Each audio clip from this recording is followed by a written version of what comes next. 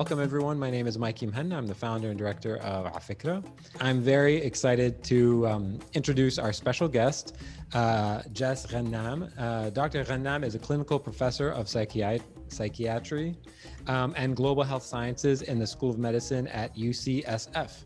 His research includes evaluating the long-term health consequences of war on displaced communities and the psychological and psychiatric effects of armed conflict on children.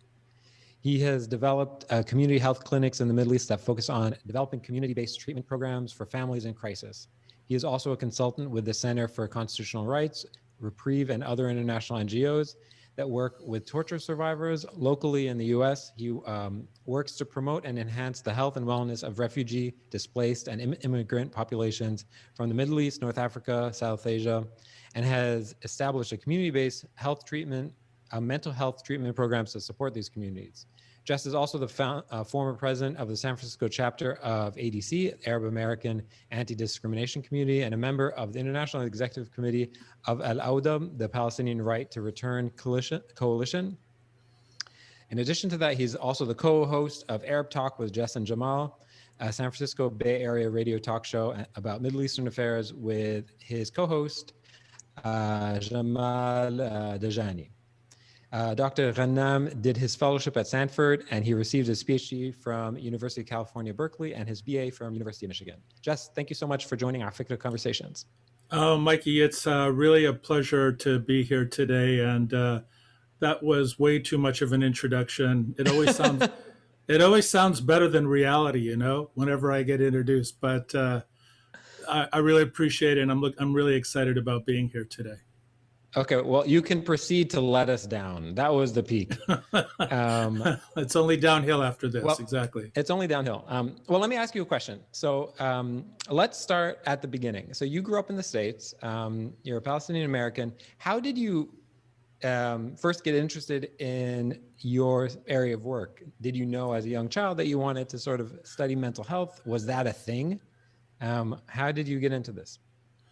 Yeah, that's a really good and complicated question, Mikey. I think, you know, and culturally and growing up, it's not like discussions about mental health were pervasive in my family or in our communities by any stretch of the imagination.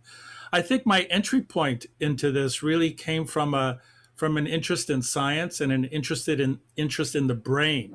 I kind of got at it one angle through just biology of the brain and how the brain works, which is, you know, utterly fascinating to me as a young person and continues to this day to be utterly fascinating to me.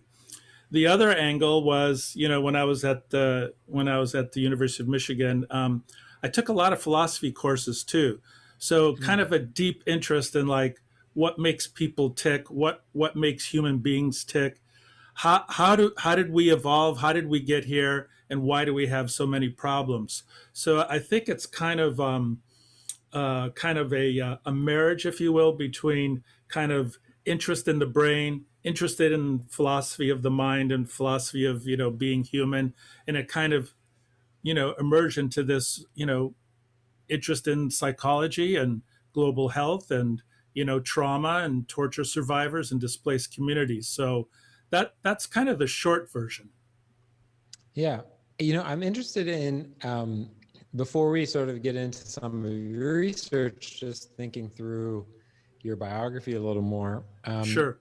Were you particularly engaged with the Arab world or with the Arab American community as, you know, a young student? Did you think to yourself, were you concerned with thinking through rather issues related to the Arab world? That's a funny question. I think I came out of the womb just being an Arab guy, an Arab. So the idea of like questioning it and struggling with it, and because I have such a large extended family, you know, around which we would be hanging out all the time and growing up in the Detroit area, which we called occupied Detroit because it was occupied by, you know, Arab from everywhere, a lot of Palestinians, a lot of Syrians, a lot of Iraqis, you know, that concept of like challenging Arab identity or not really knowing who I was never really came up. It was like, oh yeah, of course. Hmm. I think I looked towards other people like, what the heck is that? This this American thing, even though, grew up in the States, steeped in kind of American culture, also outside the house.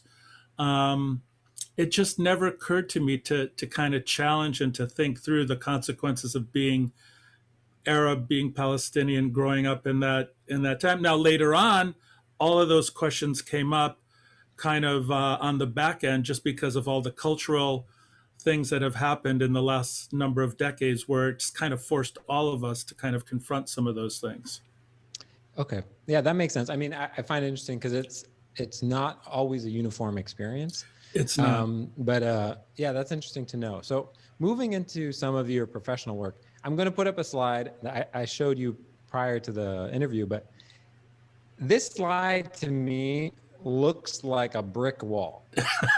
And it looks like an impenetrable brick wall. Um, Oh, and wow. oftentimes academics, in particular medical healthcare sort of academics, when I see their research, I have a hard time reading the abstracts. And so I Right. always wonder to myself, how applicable is this research in the real world? How is it intended to actually be applicable? So let me ask you a basic question.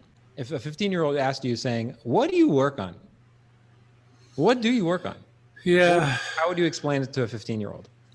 I explain it to a 15-year-old just like I explain it to my colleagues and my students. So Perfect. it may not be any different. Okay. I'm kind of interested in a very significant and deep way of how the mind works. And why is it that human beings really do awful things to other human beings? And then when those awful things happen, how do we help people kind of come back to their humanness and come back to being in the world again? So if I had to kind of give an overarching theme, it's like historically, people have done bad things to each other. I mean, whether it be wars or occupation or forced displacement and things like that. And it exacts a toll on individuals and communities. And I think my overarching theme and interest in the work that I do is trying to understand that and then build upon that to develop ways to approach people and communities to help them, get through, process, digest, because I don't want to use the word healing because I'm not really sure that in some of these really big traumatic events that happen to people in communities you ever truly heal, but so that you can kind of go on with your life, both individually and as a community. So I think most 15-year-olds, kind of will understand that. And if you look at my work, it's looking at communities that have really sustained a lot of, political violence, economic violence, civil violence, uh, uh, and its impact on individuals and communities. So I would say that's probably the overarching theme. Yeah. Can you let's zoom in a little bit on your work in Palestine. What is the main headline that people who care about the situation in Palestine? What is the main headline that people should know about the state of sort of trauma that Palestinians living under occupation are dealing with? Like, It's the tale of two cities, right? In a sense, you have traumatic exposure for Palestinians, especially in Gaza and in the West Bank. And I don't want to forget Palestinians living in historic Palestine in 1948 areas. Um, we're talking about two kinds of trauma. We're talking about what I call transgenerational trauma. So this is the trauma that when you're born into a family or into a community, even though there's no obvious external trauma right in front of you, the burden of your parents, your grandparents, your great grandparents, and your community and communities has a bearing and influences you as a child. So you have the weight of transgenerational trauma. And I think for a lot of us from the Arab world, wherever it may be, and North Africa, um, we carry that burden with us, and that's irrespective of whether or not we actually individually confront any trauma. But in Palestine, especially in Gaza and the West Bank, what you find, you have the weight of the transgenerational trauma, and then superimposed on the transgenerational trauma, you have the everyday traumatic exposure of, war, of everyday painful occupation, of the crushing economic blockades that Palestinians living in Gaza have to endure, every day. So it's this thing that happens of individual traumatic exposure superimposed, as I said, on this kind of transgenerational trauma. So that's on the trauma side. The other side, speaking of the tale of two cities, it's always interesting to me when I would speak and work with children, adolescents, and young adults in Gaza, and we would do our PTSD and our interviews and our questionnaires with people. I always had the question, like, why doesn't everybody have PTSD? And so this kind of flipped a switch in my mind a number of years ago, because the flip side of having been exposed to so much trauma is, and kind of managing and dealing with that, is something called resilience. So how is it that not everybody, every child in Gaza doesn't have, some form of PTSD? And the reality is not every child, not every adult, not every person has PTSD. So I became also very interested in this question of like resilience, and I call it kind of like psychological antibodies, that you get exposed to some of this stuff. Yeah. And some people do develop these psychological antibodies that they're able to kind of manage and cope more effectively than, a lot of us. Yeah. So actually walk me through that a little bit more, because I'm curious. I mean, much more than me, but I'm skeptical, because in my mind, even the term PTSD is interesting because there's no post. It's TSD. It's just trauma. It's just CTSD, constant trauma stress disorder, right? That's absolutely right, man. And I don't like the term either. I really don't. There's nothing post about it. Yeah. There really isn't. That's just the unfortunate. That's the unfortunate, label that we have in the field, and it's been adopted. I've spoken about my critical kind of thinking about that term, and because one way to kind of think about PTSD or traumatic stress disorder is a normal adaptation to really bad events that happen around you. So rather than pathologizing it, rather than saying this is a disorder, rather than saying, oh, we need to treat the symptoms, another way that I've always thought about and kind of approached it is maybe this is an adaptive reaction to the reality of these awful things happening to people. And some people kind of, their reaction to it can be quite impressive given the circumstances. So that's kind of the concept of the psychological antibody. Well, I mean, we see it. I was born in the middle of the Civil War, but the Lebanese Civil War, but I didn't live here. And so the catastrophe of August 4th, the explosion in Beirut, I saw it on display. Right. My sister and I, the next day were completely traumatized. And both my mom and my dad, who lived throughout the Civil War and had young babies in Beirut during that time, just sort of wiped, got out the broom and started sweeping up and said, all right, on to the next one. That's a perfect example, man. That's a perfect example. I think that's a perfect example. And so, for example, I'll tell you a few stories of, like, in Gaza. I was in Gaza a number of times when various military bombings would occur, and I saw this really remarkable thing, like a 1,000-pound bomb would be dropped on a neighborhood, on an apartment complex. And, I would feel like, like the world is coming to an end. You come out of where you were staying and you already see people coming together as a community, kind of doing their roles, the women coming together and kind of making sure that, the children are taken care of, and and are being fed, and kind of people have a place to stay. And then the men are already cleaning up. And this Yeah. is nothing about role, I'm not making any statement about like role identities or anything like them. Just, these are my observations, but um, exactly. And that was my experience. It was truly amazing to see how quickly people would mobilize. Yeah.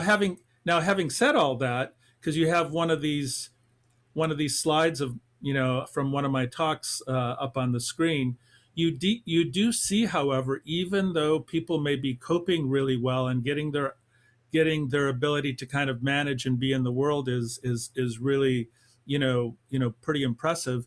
We see the impact sometimes not on people's, mental health, but we see it affecting their physical health.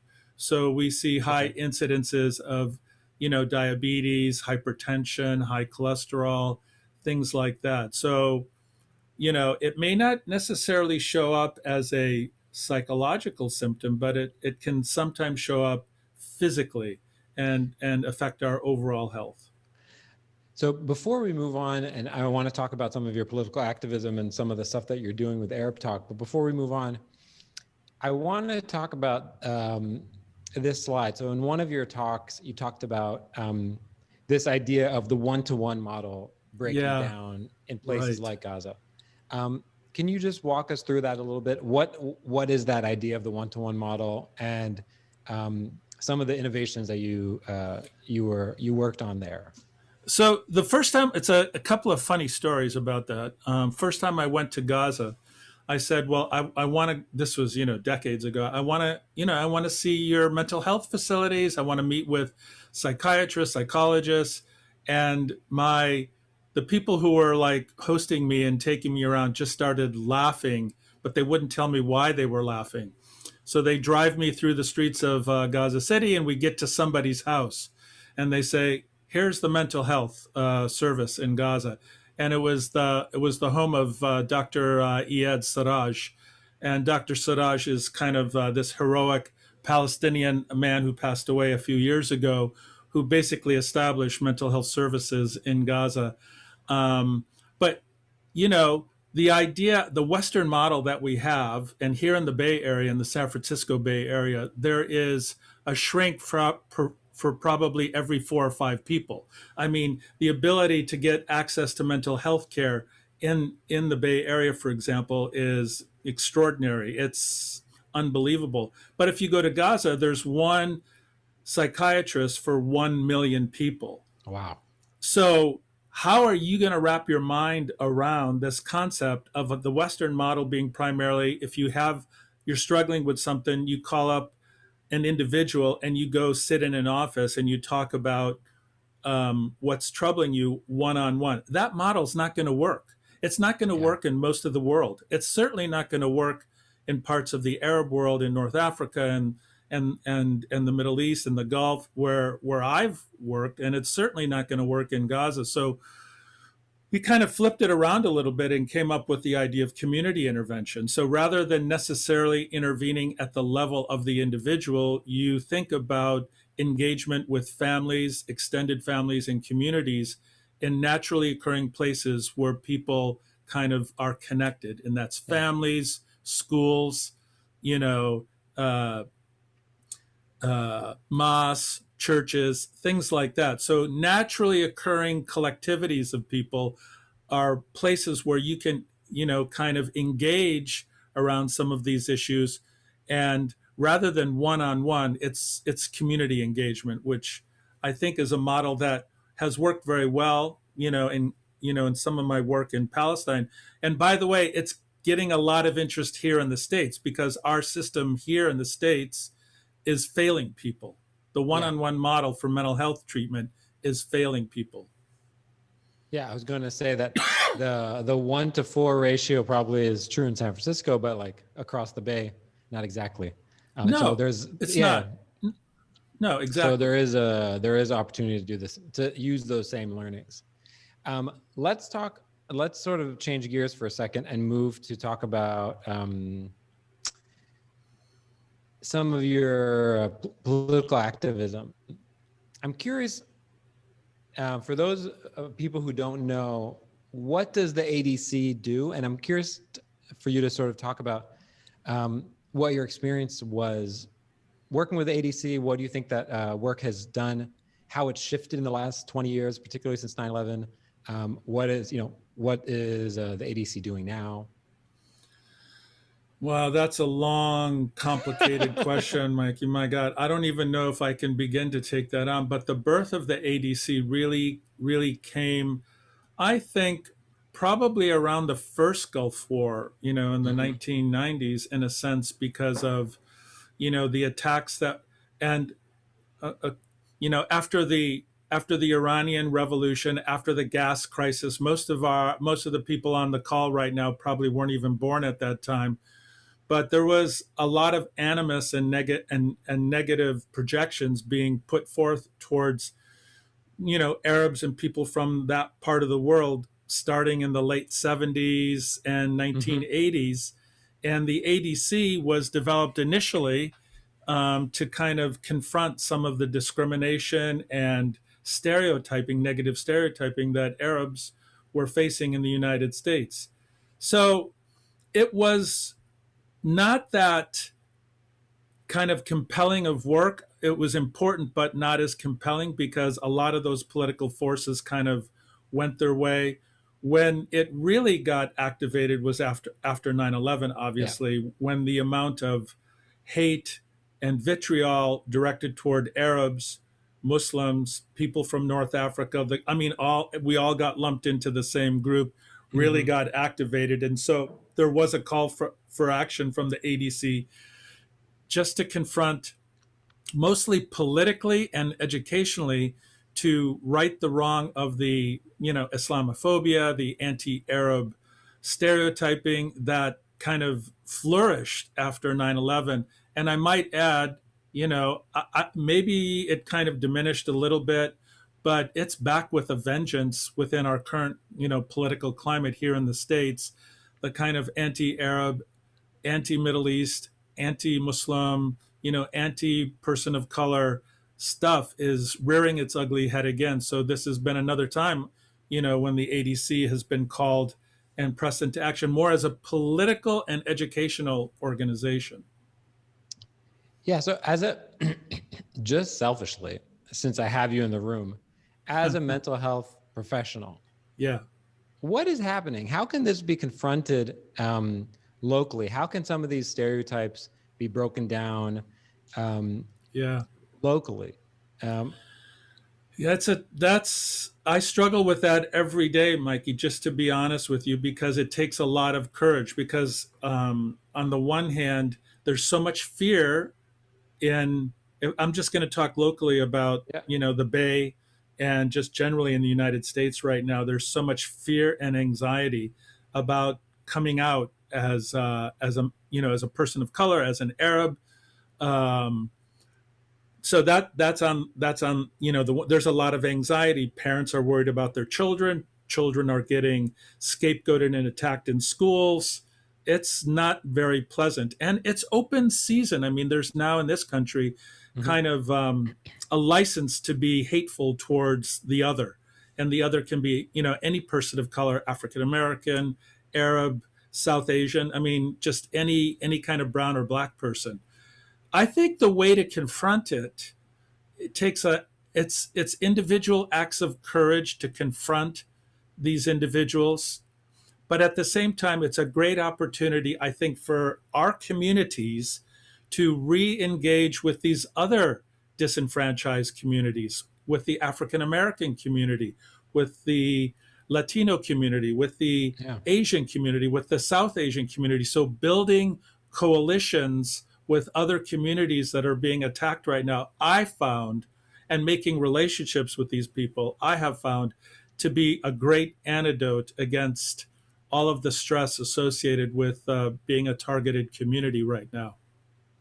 Yeah, I think that's true. I think I was talking to somebody yesterday about, this whole thing about how Arab is not on the census. Yeah. Right. And there's a lot of talk about how Arabs are victims because we're not on the census, we're not counted. But that sort of betrays some of the history, which Absolutely. is actually that Arabs, a lot of Arab immigrants, Lebanese, Syrians, Palestinians, who came to the U.S. lobbied extremely hard to be counted as white people. That's right. And they lobbied successfully to be counted That's as right. white people. And That's so I right. think the act of actually engaging with other communities who are disenfranchised, and not only engaging with them as victims and saying, you know, we are also victims, but also engaging as a victimizer and saying, oh, we're guilty of our own bigotry, and we have to realize that and come to terms with it, I think is hugely powerful. Yeah, and that's you're exactly right about that, Mikey, because I think the work that I do as a professional with folks in my community or communities is that's a big part of it, is overcoming our own internalized colonization. Yeah. I mean, we colonized our own minds, and that was part of what happened when our communities were lobbying to be counted as white. And you know, that was many decades ago, obviously, and that did come back both politically and psychologically, I think, to haunt us to where we are currently. Yeah. Because breaking news for Arabs, we're not white, no matter. So, I mean, I know that gets into the whole kind of analysis of identity, and where that's not part of the totality of our discussion today. But let me say it differently: we're not treated as white in this country. So, and we will be successful at overcoming all of these oppressions by engaging with other disenfranchised communities. I think that's kind of my general approach to my activism and to the way I think about things. Sure. I want to transition into your work with Arab Talk.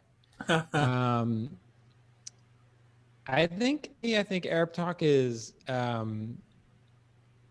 really interesting, and I'm curious why you felt compelled to start this program. What does success look like for this program? What are you most proud about it? And yeah, those questions. Oh, wow. Okay. All easy questions.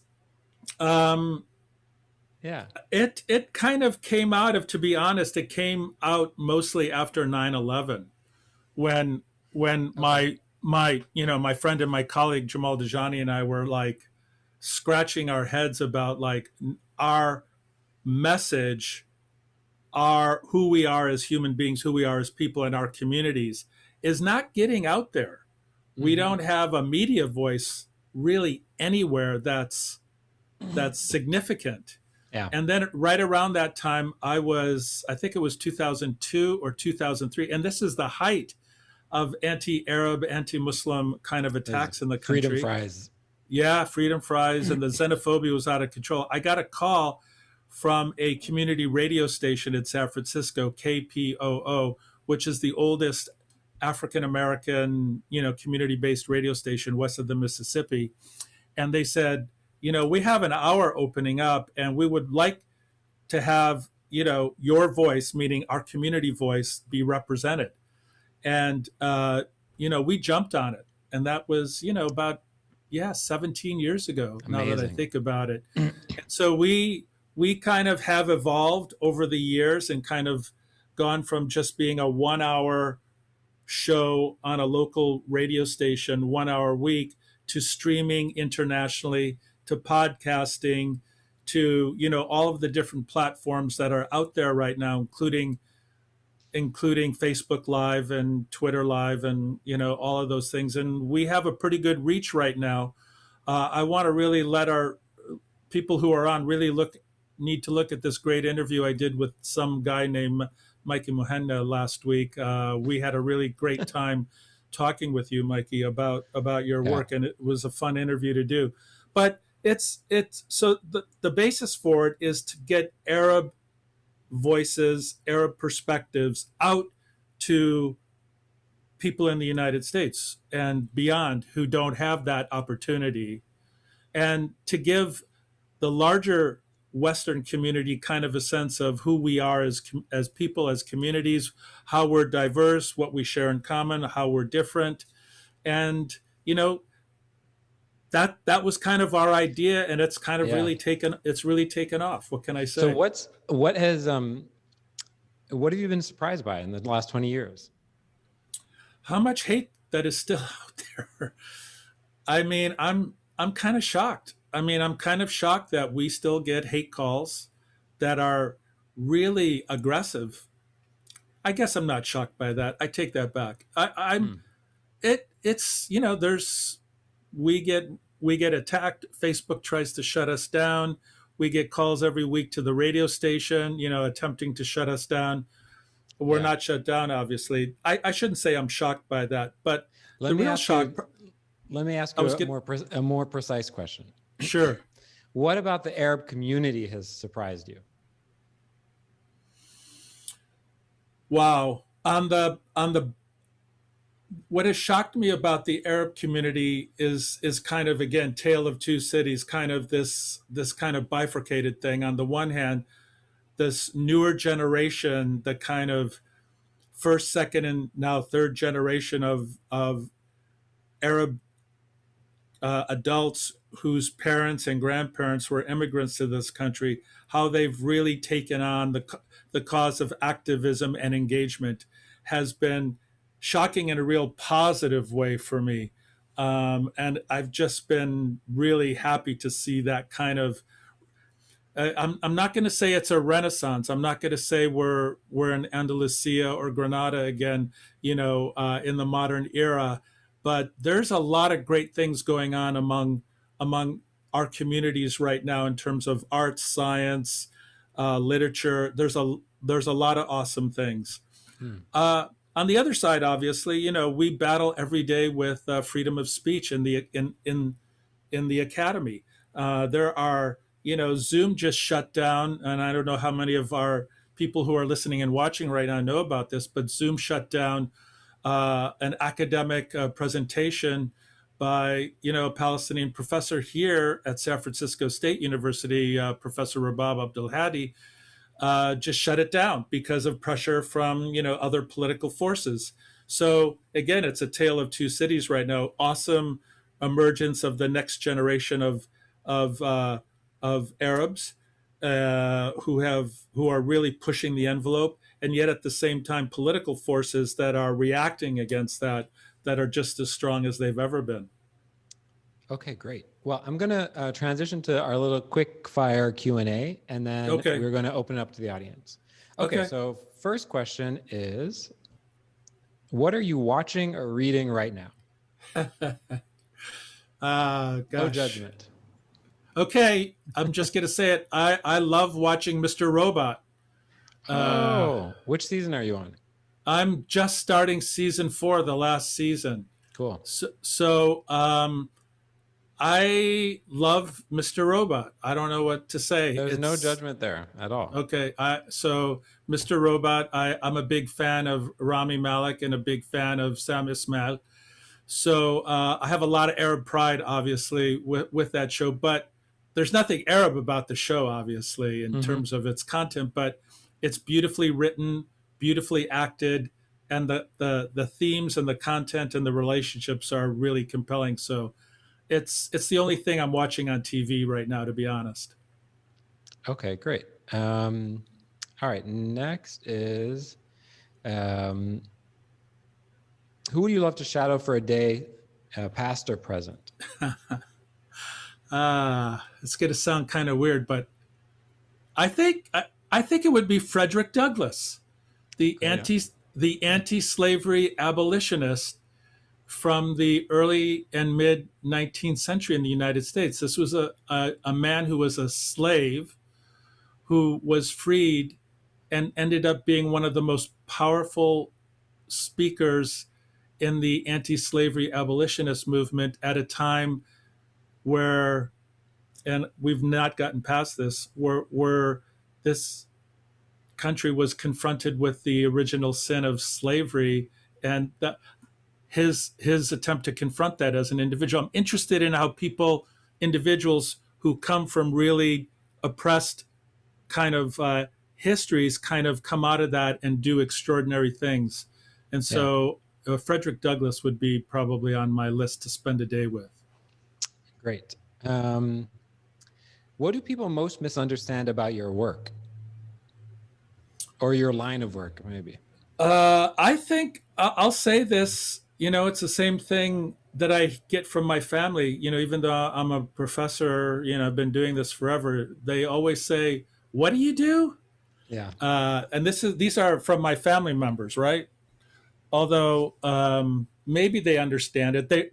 I think again culturally, because in the Arab world, uh, the concept of mental health and psychology and psychiatry is still kind of struggling to find its space.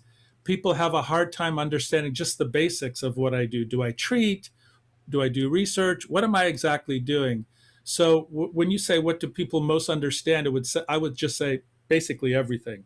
Okay. Well, So hopefully you can send them this I video. will. I'm going to send them this video, 100%. Okay. Last one is, whose work do you admire or are inspired by? Yeah, this is a tough one, and it's maybe not a person that many of the viewers or listeners really know, but there's this evolutionary sociobiologist named E.O. Wilson. He's Okay. still alive. He's in his 90s. He wrote this awesome book in the mid 70s called Sociobiology. It revolutionized, the work of biology, sociology, psychology, even. And he probably in the 90s or early 2000s realized that there was something really wrong with his theory. He had the courage to confront it publicly and kind of redo his thinking in this really amazing, dramatic way, confronting, the problems with his original work, and then went on and continues to do this work in his 90s. I'm really inspired by someone who can admit when they're wrong based on critical thinking and then kind of go forward. So I Wow. love his work. I love the way he writes. And I like his humility about when all of us need to be able to say at some point, I'm wrong. That's not a very Arab thing to say, I know. I'm wrong. I made a mistake. We need to correct this. So I'm What a a big hero. fan of that. Yeah, it's a very heroic thing. Amazing. Okay, so we're going to have open up to the audience. We have 6 questions so far. We're going to start with Jude and then Amin, then Aim Henna. So Jude, if you want to unmute yourself, that would be great. Hi, Dr. Ghannam. Thanks so much for being here. I really enjoyed hearing you talk, and I'm looking forward to looking into Arab talk. My question for you is, I'm sure as you know, there's been like a push in the global health field to be more cautious about like the ethics and Yeah. just like cross-cultural differences of imparting like knowledge and like progress, wherever it may be. And I was just wondering how you navigated that as you were starting out. I'm sure it's changed by now. I'm wondering if you have witnessed that, and then what advice would you have for people who want to participate in global health and contribute, and how to do that kind of with that in mind to be effective and conscious about that? I know it's a big question. But... It's a big question, but it's a great question, Jude. I really like it, and this is what I spend most of my time speaking and talking about with my students at UCSF and global health. Because the biggest problem with the global health movement here in the States and in Europe is the colonized attitude, that we know better, that we're just going to go into this other cultural community, teach them something that they should know, and then take whatever knowledge and then leave this community that's still in crisis, take our data, publish, and we're all fine and good. That is unbearably unethical. I think it's immoral to do that kind of research. And I personally won't take on any projects or students who are not committed. And this is what I say. If you're going to do global health work, especially in these disenfranchised communities who have been subjected to so much colonization and economic and social disenfranchisement and oppression, you have to be committed to the long run. Okay? So number one, you have to be committed to being engaged with these communities. Like I've been doing this work for a couple of decades now, and it's basically I'm going to continue to do it because that's my commitment to the community. you can't do the helicopter global health where you kind of drop into a community, do what you need to do, and then just leave. Effective, ethical, and good research in global health means making a relationship with the community and being there for them in the long run. So that's the short answer to your question. So that's the way I would do it. And always go in with humility, be humble, and deep respect for these communities that you're working with. Great. Thanks, Jude. Thank Okay, you. so next we have Amin. Hi, Dr. Ghannam. Can I just say that it's really, really been encouraging for me to see someone like you from our community, the Palestinian American community, come out and talk about mental health both here and globally, especially in Palestine. I'm just starting out with my career. I'm a neuroscientist here in New York City, and I do a lot of work with asylum seekers who are coming in and Right. trying to find a home here in the States. And I was just wondering, as somebody who's built a career doing this kind of work, what, I guess, kind of general advice would you have for people like me starting out who are thinking about pursuing a career at the intersection of mental health or just healthcare generally and human rights? First of all, I'm really happy to hear that we have neuroscientists in the house. So we need more neuroscientists. So I'm really happy to hear what you're doing. I think the nice thing about being an Arab and being in the and doing academic work and thinking about intersection with human rights is that we, and I know this is true for me, we don't grow up so siloed, because most of our colleagues who are, from the dominant culture, who are, kind of Caucasian oriented, who are white and things like that. You put your politics here, you put your work here, you put your family over there. Everything is very siloed. But for us, and I know for me, I never did that. I never thought about separating what I believed, politically and from a human rights point of view from my research, from my work, from the things that I do in the academy. So I would say to you, you should never give up on your values. You should never give up on your core beliefs.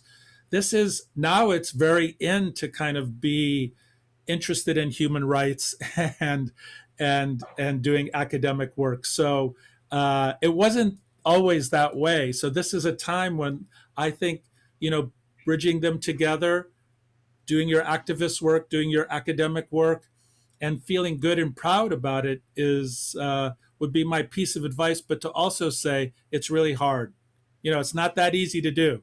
But in the long run, as you get older in your career, the rewards are fantastic. And I'm always excited about getting up in the morning. I'm always excited about the work that I do. And, I would say that to anybody who's just starting out. But a shout out to you, for being a neuroscientist. Keep going, man. Next up is Ayim Henna. Mike usually get confused whether he wants to call me Ayim Henna or Ibrahim or to call me my dad. Yeah, exactly. So just, I watched the interview you did with Mikey, and I liked you a little bit at that time, and now I like you more. Oh, I'm sorry. I'm so sorry that I did that. No, certainly I like what you said today, the music to my ears. And it's interesting that the previous participant is a neurosurgeon, a neuroscientist. And it's sad, really, in the Arab world and in afikra primarily talk a lot about culture, whether arts or music. But really, unfortunately, the Arab world have this clap down on thinking. There is no inquisitiveness for research and development. Yeah. And there is no inquisitiveness. And I really wonder whether this platform is answering the need of the Arabs as much as the diaspora, which are already out there. They are already exposed, already well accomplished, whether in science or art, and whether Arabs or non-Arabs. What do you think the way to reach out the Arabs that are not really on afikra, that we want to, I'm not talking about another Arab Spring, but I'm talking about really create the inquisitiveness in our communities in the Arab world that is not there? I love that question. But first, I will say I think the apple doesn't fall far from the tree. It depends upon the wind, my dear. You know, the thing that I like about afikra, and the thing that I think is really important, it's the curiosity is so important in terms of if I could think, when I think about the Arab Spring, I don't think about physically an Arab Spring, but intellectually an Arab Spring, kind of our own internal revolution. I mean, the external revolution, yeah, we need to do that at some point when, you know, that's a whole other story. But I'm talking about a kind of a psychological revolution in the Arab world, kind of an Arab Spring of the mind, where we get more curious. And on top of curiosity, I think you need critical thinking, because that's one of the things, because I teach in the Gulf and I teach in Palestine and I teach in other parts of the Arab world.